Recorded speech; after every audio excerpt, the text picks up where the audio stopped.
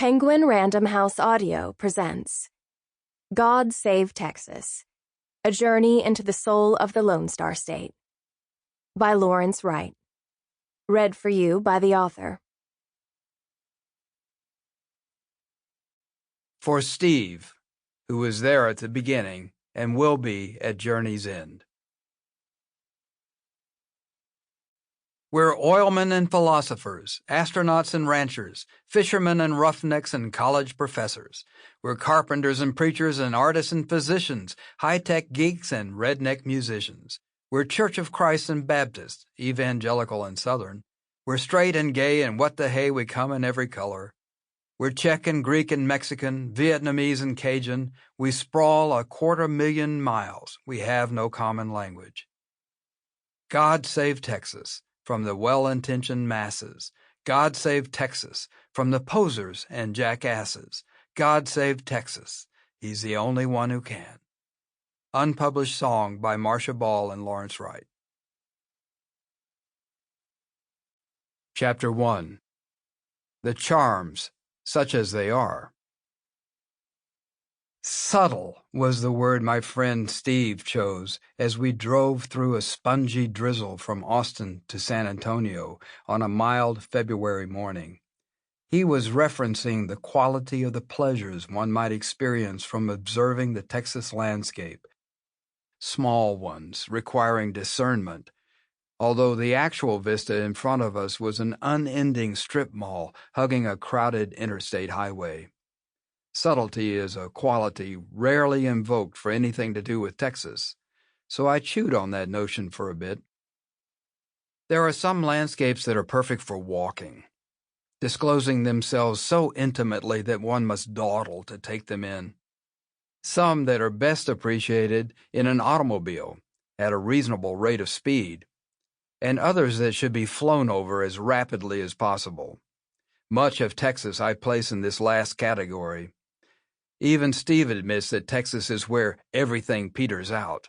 The South, the Great Plains, Mexico, the Mountain West, all dribbling to an anticlimactic end, stripped of whatever glory they manifest elsewhere. But in the heart of Texas there is another landscape that responds best to the cyclist, who lumbers along at roughly the rate of a cantering horse, past the wildflowers and mockingbird trills of the hill country. Our bikes were in the back of my truck. We were going to explore the 5 Spanish missions along the San Antonio River, which have recently been named a World Heritage Site.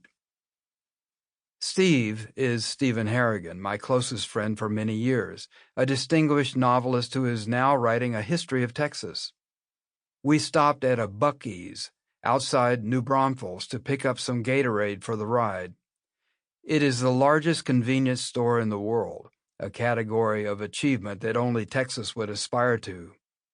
It might very well be the largest gas station as well, with 120 fuel pumps, to complement the 83 toilets that on at least one occasion garnered the prize of Best Restroom in America.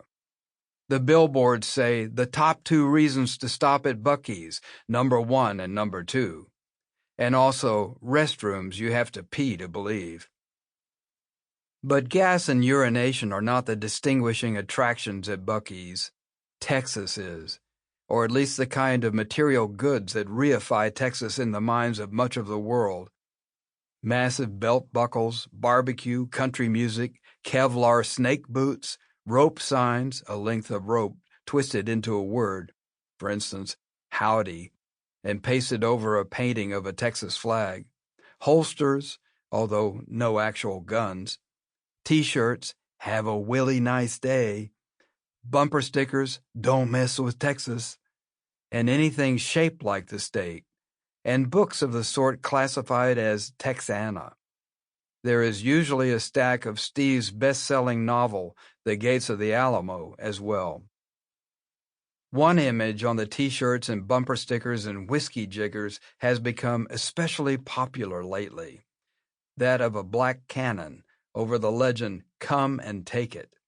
The taunt has a long history, going back to the Battle of Thermopylae, when Leonidas I, king of Sparta, responded to the demand of the Persian leader Xerxes that the Greeks lay down their arms. In Texas, the reference is to a battle in 1835, the opening skirmish of the Texas Revolution, when Mexican forces marched on the outposts of Gonzales in South Texas to repossess a small bronze cannon that had been lent to the town for defense against Indians. The defiant citizens raised a crude flag made from a wedding dress that has now become an emblem of the gun rights movement. Ted Cruz wore a come-and-take-it lapel pin on the floor of the U.S. Senate when he filibustered the health care bill in 2013. At Buc-ee's, an aspiring Texan can get fully outfitted not only with the clothing, but also with the cultural and philosophical stances that embody the Texas stereotypes. Cowboy individualism, a kind of wary friendliness, super-patriotism combined with defiance of all government authority, a hair-trigger sense of grievance, nostalgia for an ersatz past that is largely an artifact of Hollywood. A lowbrow society, in other words, that finds its fullest expression in a truck stop on the interstate. I've lived in Texas most of my life, and I've come to appreciate what the state symbolizes, both to people who live here and to those who view it from afar. Texans see themselves as confident, hard-working, and neurosis-free, a distillation of the best qualities of America. Outsiders view Texas as the national id, a place where rambunctious and disavowed impulses run wild. Texans, they believe, mindlessly celebrate individualism and view government as a kind of kryptonite that saps the entrepreneurial muscles. We're reputed to be braggarts, careless with money in our personal lives, a little gullible but dangerous if crossed, insecure but obsessed with power and prestige. Indeed, it's an irony that the figure who most embodies the values people associate with the state is a narcissistic Manhattan billionaire now sitting in the Oval Office. Obviously, those same qualities also have wide appeal. Texas has been growing at a stupefying rate for decades. The only state with more residents is California, but the number of Texans is projected to double by 2050 to 54.4 million, almost as many people as California and New York combined. 3 Texas cities, Houston, Dallas, and San Antonio, are already among the top 10 most populous cities in the United States. The 11th largest is Austin, the capital, where Steve and I live.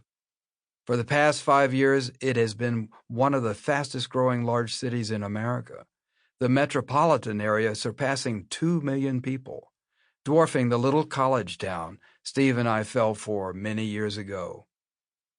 There's an element of performance involved with being Texan. The boots, the pickup trucks, the guns, the attitude, they're all part of the stereotype. But they're also a masquerade.